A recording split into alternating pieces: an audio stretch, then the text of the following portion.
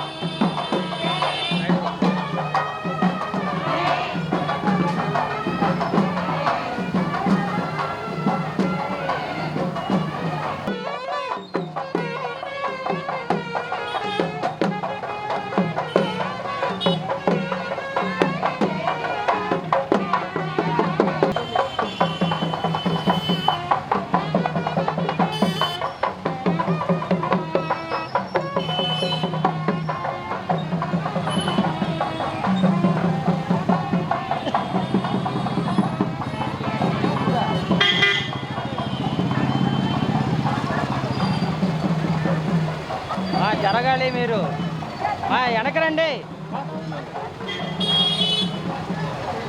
Running అవుతుంది.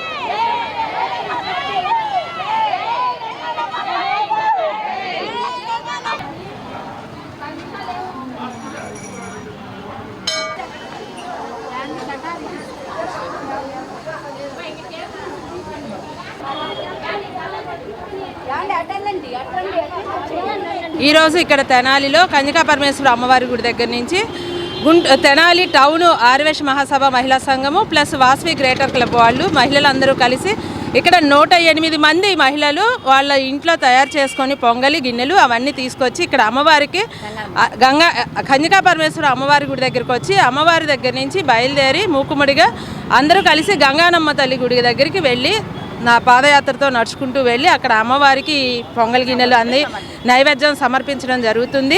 ఈరోజు వీళ్ళందరూ కూడా ఇక్కడ ఇంతమంది మహిళలు చాలా ఆసక్తిగా అందరూ కూడా వచ్చి ఆషాఢ మాసం అయినా కూడా అందరూ గ్రామదేవత అయినా ఇక్కడ గంగానమ్మ తల్లి గుడిలో అమ్మవారికి ఈ పొంగళ్ళు సమర్పించడం అనేది చాలా విశేషంగా జరుగుతుంది.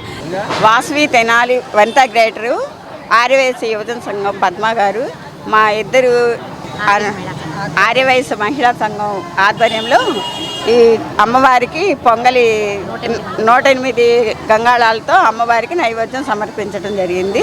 తెనాలి పట్టణ ఆర్యవైశ్య సంఘం మరియు తెనాలి వనిత గ్రేటర్ క్లబ్ ఆధ్వర్యంలో ఈరోజు గంగానమ్మ తల్లికి 108 కలశాలతో పొంగళ్ళ ఊరేగింపు జరిగింది.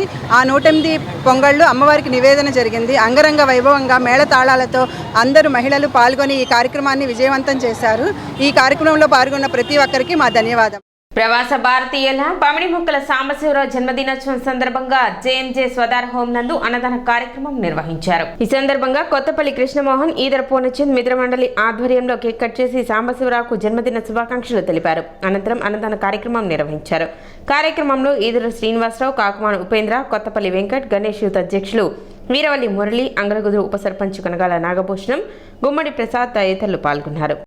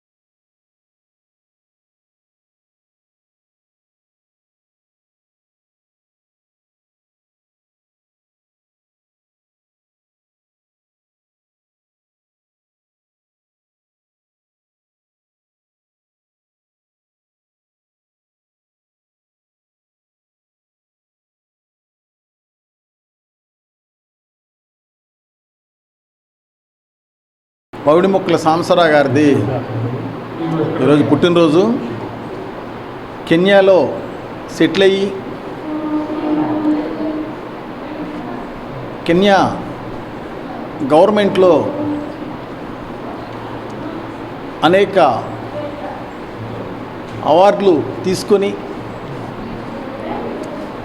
అక్కడ ఉన్నటువంటి కొన్ని వేల మందికి జీవనాధారం చూయించి పుట్టిన గడ్డకు మేలు చేయాలని చెప్పేసి రేపల్ల ప్రాంతానికి కానివ్వండి, మన తెనాలి ప్రాంతానికి కానివ్వండి, ఎంతోమంది పేదవాళ్ళకి, ఎంతోమంది పేద విద్యార్థులకు చదువు చెప్పించినటువంటి మహనీయులు పౌడిముక్కల సాంబశివరావు గారు. ఆయన పుట్టినరోజు ఈరోజు సందర్భంగా తెనాలి ప్రాంతంలో ఆయన యొక్క మా కృష్ణమోహన్ యొక్క మిత్రమండలి అందరం కూడా ఇవాళ ఈ జేఎంజేఎస్ పదార్లో కేక్ కట్ చేసి ఇక్కడ ఉన్నటువంటి అనాథ పిల్లలందరూ కూడా చక్కగా మంచి భోజనం ఏర్పాటు చేయటం అనేది చాలా సంతోషం. మన దగ్గరలోని రేపల్లె దగ్గర సజ్జావారిపాలెంలో జన్మించి ఇక్కడే విద్యాబుద్ధులు నేర్చుకుని నాయుడమ్మ గారి స్ఫూర్తితో కెన్యా వెళ్ళి అక్కడ లెదర్ టెక్నాలజీలో ఎన్నో పరిశ్రమలు ఏర్పరిచి అక్కడ వారికి ఎన్నో ఉద్యోగాలు కల్పించి వాళ్ళ జీవనానికి నాంది పలికిన పౌడిముక్కల సాంబశివరావు గారి జన్మదినం సందర్భంగా ఈరోజు తెనాలిలో సదార్ హోంలో వారి జన్మదిన వేడుకలు జరుపుకోవటం చాలా ఆనందంగా ఉండింది. పౌడిముక్కల సాంబశివరావు గారి దగ్గరి బంధువు అట్లానే ఆయనకి ఆప్తుడు అయిన కొత్తపల్లి కృష్ణమోహన్ మన పక్కన పెదరావూరు గ్రామమేను. అతను చాలా మిత్రుడు. అతను ఈరోజు మా ద్వారా ఇక్కడ ఈ కార్యక్రమం జరిపించటం చాలా సంతోషకరం. ఎస్సీ ఎస్టీ వర్గీకరణపై సుప్రీంకోర్టు సంచలన తీర్పు ఇచ్చింది. వర్గీకరణకు గ్రీన్ సిగ్నల్ ఇచ్చింది. ఎస్సీ ఎస్టీ వర్గీకరణ సమర్థనీయమని తెలిపింది. ఎస్సీలు చాలా వెనుకబడిన వర్గాలుగా ఉన్నట్లు ఆధారాలున్నాయని, విద్య, ఉద్యోగాల్లో రిజర్వేషన్ల వర్గీకరణ ఆవశ్యకత ఉందని సుప్రీంకోర్టు అభిప్రాయపడింది. కొన్ని కులాల్లో వర్గీకరణ చేసే వెసులుబాటు రాష్ట్రాలకు ఉండాలని ఎస్సీ వర్గీకరణపై చారిత్రాత్మక తీర్పు వెలువరించింది. విద్య, ఉద్యోగాల్లో రిజర్వేషన్ల కోసం ఎస్సీ ఎస్టీ వర్గీకరణ అవసరమని చీఫ్ జస్టిస్ చంద్రచూడ్ నేతృత్వంలోని 7 సభ్యుల ధర్మాసనం 6:1 నిష్పత్తిలో తీర్పు వెలువరించింది. చోరీకి గురైన ఫోన్లను రికవరీ చేసి ఫోన్ యజమానులకు ఎస్పీ సతీష్ కుమార్ అందజేశారు. వస్తువుల పట్ల జాగ్రత్తగా ఉండాలని ఎస్పీ సూచించారు. గుంటూరు, పల్నాడు ప్రాంతాల్లో పోయిన ఫోన్లను బీహార్లో కూడా రికవరీ చేశామని ఎస్పీ సతీష్ కుమార్ తెలిపారు. 4.5 లక్షల విలువైన 300 ఫోన్లను రికవరీ చేసి యజమానులకు అందజేశారు. ఐటీ కోర్ బృందం ప్రతిష్టాత్మకంగా సాంకేతిక పరిజ్ఞానంతో పనిచేసి ఫోన్లను రికవరీ చేసిందన్నారు. ఊర్లకు వెళ్లేవారు ఇళ్లకు తాళాలు వేసుకొని పోలీసులకు సమాచారం ఇవ్వాలని సూచించారు.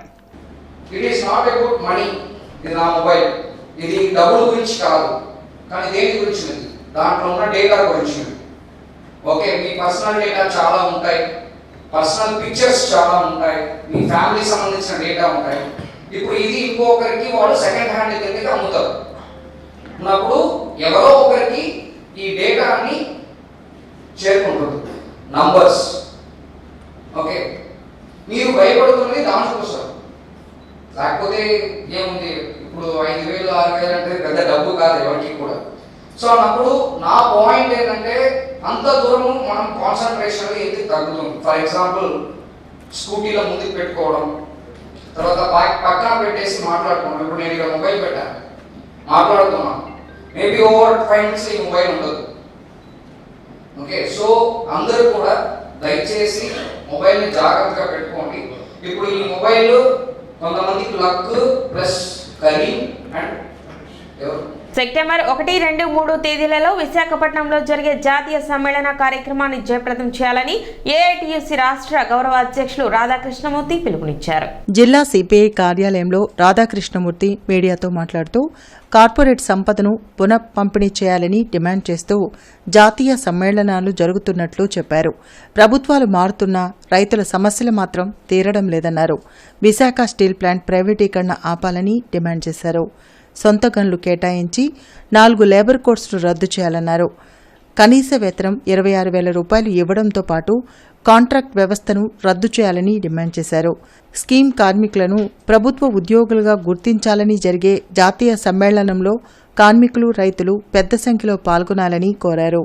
కార్యక్రమంలో జిల్లా అధ్యక్షులు అరుణ్ కుమార్, సత్యనారాయణ, రావుల అంజుబాబు తదితరులు పాల్గొన్నారు. సెప్టెంబర్ 1, 2, 3 తేదీల్లో ఏఐటియుసి జాతీయ సమ్మేళనాలు విశాఖపట్నంలో జరుగుతూ ఉన్నాయి.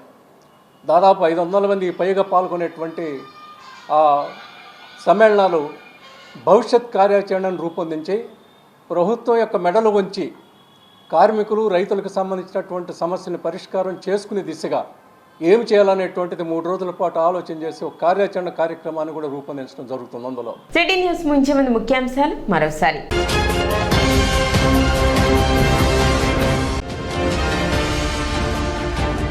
సామాజిక పెన్షన్ల పంపిణీ కార్యక్రమంలో భాగంగా తెనాలి నియోజకవర్గంలో జరిగిన పెన్షన్ల పంపిణీలో పాల్గొన్న మంత్రి నాదెండ్ల మనోహర్.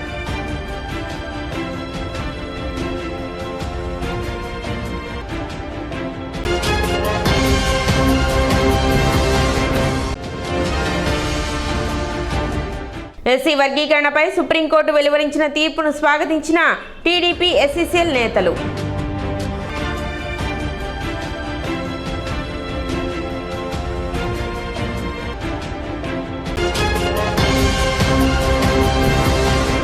సిటీ న్యూస్ ఇంతటితో సమాప్తం. నమస్కారం.